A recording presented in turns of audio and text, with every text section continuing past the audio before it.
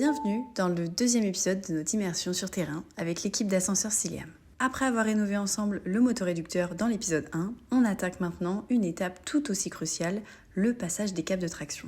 Nous sommes toujours accompagnés de Sébastien, notre gérant, Nicolas, notre directeur travaux et Benjamin, notre apprenti technicien. Mais nous avons aussi été rejoints par Philippe, notre technicien, pour nous aider durant cette étape. Maintenant, suivez-nous, on vous montre tout.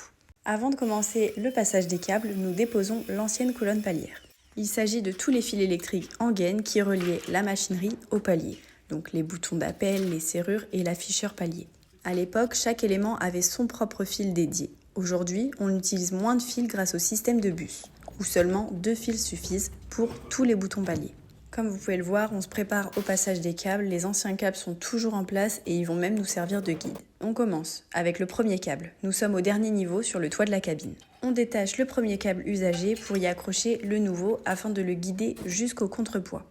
C'est une vraie opération de déroulage. Les câbles de traction, ils sont composés d'une lame textile qui lubrifie le câble tout au long de sa vie. Les câbles, en général, ont une durée de vie d'environ 10 à 15 ans. Ils sont aussi formés de brins d'acier tressés autour de cette âme. Ici, nous avons 3 câbles de 10 mm de diamètre. Et pour information, la résistance à la rupture de ces câbles atteint plusieurs tonnes. Donc dans cette configuration, un seul câble serait capable de supporter la cabine. Mais ici, nous préférons utiliser 3 câbles, ce qui assure une sécurité largement supérieure au minimum réglementaire, puisque la norme impose au moins 2 câbles pour garantir la sécurité. Passons au deuxième câble. Nous sommes maintenant au dernier niveau bas, à côté de la machinerie.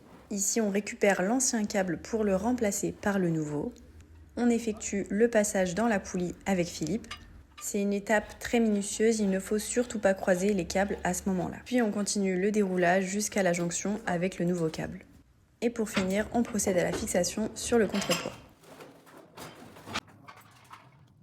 Et on répète ensuite l'opération une troisième et dernière fois pour le troisième câble.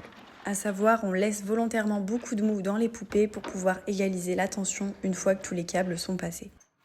Et voilà, les 3 câbles sont posés, on termine cette journée d'immersion sur cette étape très importante, mais le chantier est loin d'être fini. En effet, il reste les travaux en gaine avec le passage du pendentif et le raccordement sur le toit cabine, la colonne avec le raccordement des boutons et des serrures, l'installation de la sélection cabine, la boîte à boutons, les boutons palières et l'afficheur, et bien sûr, la mise en service pour terminer. En attendant, merci beaucoup d'avoir suivi cet épisode 2 de notre immersion sur terrain avec Ascenseurs Ciliam. Si la vidéo vous a plu, n'hésitez pas à laisser un petit like, un commentaire ou même à partager. Et surtout, dites-nous si vous aimeriez découvrir d'autres immersions sur chantier pour continuer à suivre le quotidien de nos équipes et découvrir les coulisses du métier. À très vite pour un prochain épisode.